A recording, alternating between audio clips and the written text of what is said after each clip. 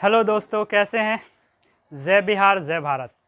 आज हम आप लोग के सामने बात करेंगे तंत्रिका तंत्र के बारे में, जिसको इंग्लिश में बोलते हैं नर्वस सिस्टम। तंत्रिका तंत्र में एक बात आया है तंत्र। तो सबसे पहले तंत्र क्या आता है वो समझते हैं। देखिए, मान लीजिए कि हमारा जो शरीर है वो कोशिकाओं का बना हुआ है। हमारा शरीर जो है एकदम छोटा से छोटा यूनिट है कोशिका। फिर बहुत सारे कोशिका को मिला के उत्तक का निर्माण हुआ है, और उत्तकों से अंग, और फिर अंग से अंग तंत्र, और अंग तंत्र से हमारा बॉडी। समझते हैं, कोशिका, बहुत सारे समान कोशिका को मिलाएंगे तो उत्तक का निर्माण होगा, और उत्तकों से अंग का, अंगों से अंग तंत्र, और अंग तंत्र से शरीर का निर्माण होगा। अब कोशिका क्या होता है? तो मान लीजिए कि हम जो घर बनाते हैं उस घर में जो एक ईंट है, एक छोटा सा ईंट है, और ईंट पे ईंट रख के हम दीवार, फिर दीवार चारों ओर से घिर के ऊपर से छत, तो घर का निर्माण होता है। उसी तरह से हमारा बॉडी में जो है एक छोटा सा यूनिट कोशिका है, और उस कोशिका को मिला के उत्तक का निर्माण होता है। उत्तकों को मिलाने से अंग, और अंग से अंग तंत्र, और अंग तंत्र से शरीर। बहुत सारे अंग तंत्र हैं, जैसे आपका हो गया श्वसन तंत्र, उत्सर्जन तंत्र, परिवहन तंत्र, रक्त परिसंचरण तंत्र, तंत्रिका तंत्र। तो इस सब में हम आज डिस्कस करेंगे आप लोग के सामने तंत्रिका तंत्र के बारे में।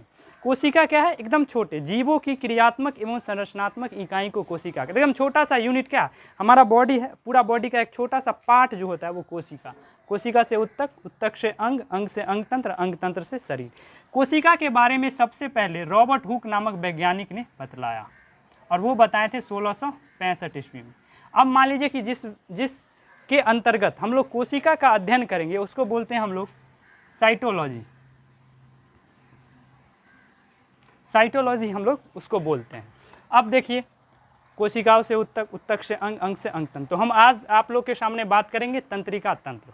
तंत्रिका तंत्र की जो सबसे छोटा यूनिट होता है या क्रियात्मक इकाई होता है, जिसको हम लोग बोलते हैं न्यूरॉन। क्या बोलते हैं? न्यूरॉन। और न्यूरॉन के बीच जो गैप होता है उसको बोलते हैं सिनेप्स। उसी सिनेप्स में क्या होता है कि सोडियम भरा होता है, Na+। जैसे देखिएगा कभी कभी कि अत्यधिक गर्मी होने के कारण लोग बेहोश हो जाते हैं। जैसे मान लीजिए शादी विवाह में देखिएगा आप लोग कि कोई लड़की एकदम फुल्ली मेकअप वुकअप करके, एकदम घाघरा उंगरा पहन के पूरे बहारते हुए जाएगी। अब कहीं पे जाके वो बेहोश हो गई। अब बेहोश क्यों हो गई? क्या हुआ कि गर्मी के कारण पसीना में क्या होता है? नमक होता है, और वो निकलने के कारण जो होता है सोडियम बाहर हो जाता है। तो आप क्या कीजिए, उसको कुछ नहीं कीजिए, ORS का घोल पिलाइए, वो सही हो जाएगा। चलिए अब हम बात करते हैं कि न्यूरॉन में क्या होता है कि सेंट्रोसोम नहीं होता है। हमारा जो ब्रेन होता है वो कि न्यूरॉन का बना होता है।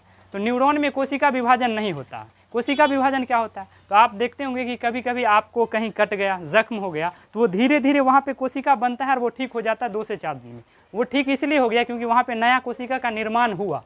लेकिन ब्रेन में क्या होता है कि नया कोशिका का निर्माण नहीं होता है। क्यों? क्योंकि ब्रेन में न्यूरॉन जो है, न्यूरॉन में सेंट्रोसोम नहीं होता है। इसके कारण इसमें कोशिका विभाजन नहीं होता है। ब्रेन का जो है, अब कहिएगा कि किसी को ब्रेन कैंसर या ब्रेन ट्यूमर क्यों हो जाता है? जब कोशिका विभाजन कैंसर क्या होता है?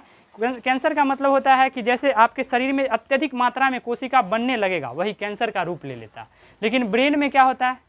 कैंसर होता है। क्यों होता है? हम तो बोल रहे हैं कि ब्रेन में सेंट्रोसोम नहीं होता, जिसके कारण कोशिका विभाजन नहीं होता। ब्रेन का जो आपका 90% भाग है वो न्यूरॉन का बना होता है, जबकि 10% भाग आपका न्यूरॉन गिलियल से बना होता है, जिसमें सेंट्रोसोम पाया जाता है, और उसमें कोशिका विभाजन भी होता है, जिस कारण ब्रेन ट्यूमर होता है। देखिए, ब्रेन का जो भार है आपका 1350 से लेके 1400 या 1.5 किलो के आसपास उसका वेट होता है। लड़कियों में थोड़ा कम होता है, ब्रेन छोटा होता है।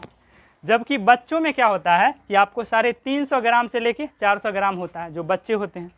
अब ब्रेन जो है, देखिए ब्रेन बहुत ही, हम पहले तो ये जान लेते कि ब्रेन होता क्या है।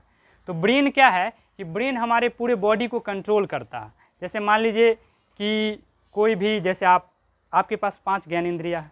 आँख हो गया, नाक हो गया, कान हो गया, त्वचा हो गया, मुँह, जीभ हो गया। तो सबका अपना अपना काम है। 5 जो आपका सेंस ऑर्गन है, जैसे आँख का काम होता है देखना, कान का काम होता है सुनना, नाक का काम सूंघना, जीभ का काम होता है स्वाद को बतलाना, और ये आपका त्वचा का काम होता है आपको फीलिंग्स या महसूस कराना। कभी कभी आप देखते होंगे कि मान लीजिए कि गलती से आपका हाथ किसी गर्म चीज़ पे पड़ गया तो आपको पता चल जाएगा, जलन महसूस होगा। वो क्यों हुआ? क्योंकि हमारा जो सेंस ऑर्गन त्वचा है उस तंत्रिका तंत्र से होते हुए हमको ब्रेन को इन्फॉर्मेशन दिया कि क्या हो रहा है, कि आपका जो हाथ है वो जल रहा है। तो ब्रेन उतना जल्दी एक्शन में आया और हमको आदेश दिया। तो एक तरह से कह सकते हैं कि ब्रेन का काम होता है हमारे बॉडी को कंट्रोल करना, उसको नियंत्रित करना, और हमें क्या देना, हमारे जितने भी बॉडी के पार्ट्स हैं उसको नियंत्रित करना और कंट्रोल करना।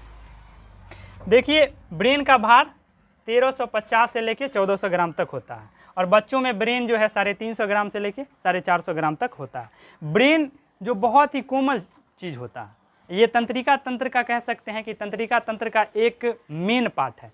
जिस तरह से मान लीजिए कि आप लोग देखते होंगे बैंक में क्या होता है कि बहुत से लोग होते हैं, जैसे क्लर्क हो गए, पीओ हो गए, चपरासी, जो भी वगैरह उसमें होते हैं, लेकिन उस सब का मेन होता है कौन? मैनेजर। और सबकी बातों को सुनकर मैनेजर उस पर क्या करता है? काम करता है। उसी तरह से हमारा ब्रेन एक क्या है? मैनेजर है। हमारे बॉडी को क्या कर रहा है? वो कंट्रोल कर रहा है, आदेश दे रहा है। तो देखिए, ब्रेन की सुरक्षा कोमल है। इसकी सुरक्षा के लिए क्या होता है कि खोपड़ी है। खोपड़ी जो है वो 8 हड्डियों से बना हुआ है, और ये जो है आपका उस हड्डी को हम लोग कहते हैं क्रेनियम नामक हड्डी होती है 8, जिससे हमारा ब्रेन घिरा हुआ था, खोपड़ी। और मान लीजिए फिर ब्रेन की सुरक्षा के लिए क्या होता है कि खोपड़ी के बाद एक झिल्ली होता है जो ब्रेन को सुरक्षा देता है, जिसे हम लोग बोलते हैं मेनिंजेस झिल्ली बोलते हैं। अब देखिए, मेनिंजेस झिल्ली क्या करता है कि आपके ब्रेन और खोपड़ी के बीच जो हड्डी है उसके टकराव को क्या करता है? रोकता है, और आपके ब्रेन को सुरक्षित रखता है। देखिए, ब्रेन का काम होता है हमारे बॉडी को नियंत्रण और कंट्रोल करना। ब्रेन जो है सारा सूचना तंत्रिका तंत्र के माध्यम से ही जाता है। तो हम लोग तंत्रिका तंत्र के बारे में जानते हैं। ये तंत्रिका तंत्र का केंद्रक है, और ये इसका तंतु है। इसी तंतु से एक तंत्रिका तंत्र दूसरे एक तंत्रिका तंत्र से जुड़े होते हैं, और तंत्रिका तंत्र बने होते हैं न्यूरॉन के, और न्यूरॉन के बीच जो गैप स्थान होते हैं उसको हम लोग बोलते हैं सिनेप्स। सिनेप्स बोलते हैं हम उसको। देखिए, अब हम आप बात करेंगे आप लोग के सामने ब्रेन के पार्ट के। अब हम बात करते हैं ह्यूमन ब्रेन के पार्ट, मानव मस्तिष्क के भाग। मानव मस्तिष्क को 3 भागों में बांटा गया है। पहला आपका है अग्र मस्तिष्क, मध्य मस्तिष्क और पश्चिम मस्तिष्क। मानव मस्तिष्क के 3 भाग, अग्र मस्तिष्क, मध्य मस्तिष्क और पश्चिम मस्तिष्क। अग्र मस्तिष्क को 3 भागों में बांटा गया है, थैलेमस, हाइपोथैलेमस और सेरिब्रम। फिर मध्य मस्तिष्क को 2 भाग में, कार्पोरा, सेरिब्रम, पेडिकल, और पश्चिम मस्तिष्क को भी 2 भाग में, सेरिबेलम और मेडुला। अब हम एक एक करके सबके बारे में जानेंगे। तो आपका अग्र मस्तिष्क का 3 भाग है, थैलेमस, हाइपोथैलेमस और सेरिबेलम। तो देखिए, थैलेमस का काम क्या होता है हमारे बॉडी में? थैलेमस क्या करता है, जैसे मान लीजिए कि आप बाहरी चीज़ों को महसूस करते हैं कि बाहर गर्मी है, ठंडा है, उस सब का अनुभव और उस सब का नियंत्रण आपके ब्रेन का जो है अग्र मस्तिष्क का थैलेमस वाले भाग में उसका सूचना मिलता है। फिर हाइपोथैलेमस क्या करता है? हाइपोथैलेमस शरीर के अंदर जो गर्मी है, प्रेम है, घृणा है, क्रोध है, ये क्या करता है? इमोशन को कंट्रोल करता है। लड़कों में इमोशन बहुत ज़्यादा हो जाते हैं लड़के।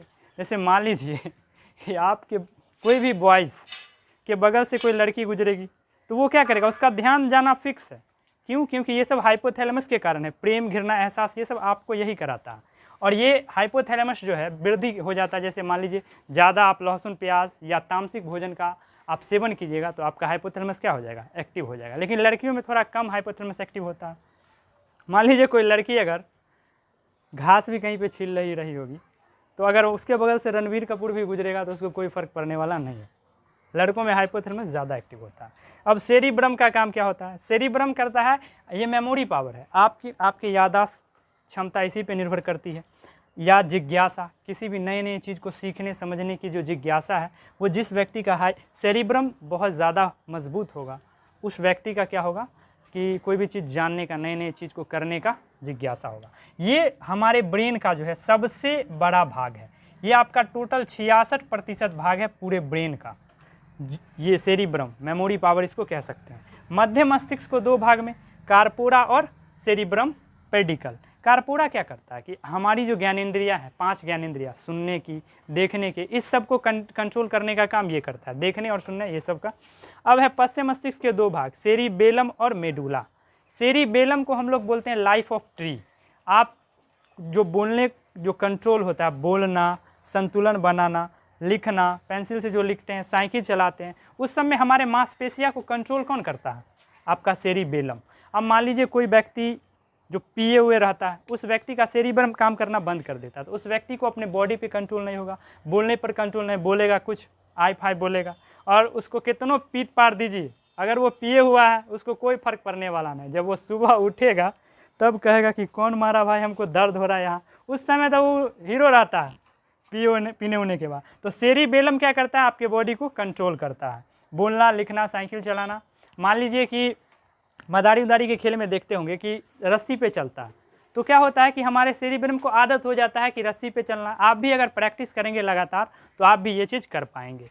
अब हम बात करते हैं मेडुला का। मेडुला क्या होता है कि जैसे हम जो भोजन ग्रहण करते हैं, तो उस भोजन ग्रहण करने के बाद जो पचने की क्रिया होती है, जब तक ब्रेन सही से काम नहीं करेगा तो भोजन पचेगा, बिल्कुल नहीं पचेगा। तो वो क्रियाएं किसके द्वारा की जाती है, मेडुला के द्वारा। देखिए अब हम बात करते हैं ये ब्रेन जो होता है, तो ब्रेन से जो तंत्रिका तंत्र जुड़ी होती है वो कितनी तंत्रिका तंत्र जुड़ी होती है, तो ब्रेन से आपको 12 जोड़ी तंत्रिका तंत्र, या हम लोग कहते हैं कि 24 तंत्रिका तंत्र हमारे पूरे बॉडी या सेंस ऑर्गन से भी जुड़े होते हैं। और देखिए ब्रेन का जो आपका ब्रेन का पीछे वाला भाग से आपका जुड़ा होता है मेरुरज्जु, जिसे स्पाइनल कॉर्ड कहते हैं।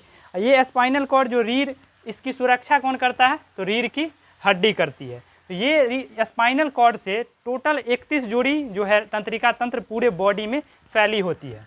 अब ये देखिए, अब मेरुरज्जु का काम क्या है, स्पाइनल कॉर्ड का काम क्या है, तो ये हमारे शरीर में जो अनैच्छिक क्रियाएं होती है या अचानक होने वाली जो क्रियाएं होती है, जैसे आपको छींक आना हो गया, खांसी आना हो गया, तो ये सब जो है, चौंकना हो गया, ये सब किसके द्वारा किया जाता है, तो मेरुरज्जु के द्वारा किया जाता है, जिसको सुरक्षा जो है रीढ़ की हड्डी देती है। मेरुरज्जु से टोटल 31 जोड़ी तंत्रिका तंत्र पूरे बॉडी में फैली होती है और ब्रेन से 12 जोड़ी तंत्रिका फैली होती है। Thank you. जय बिहार, जय भारत।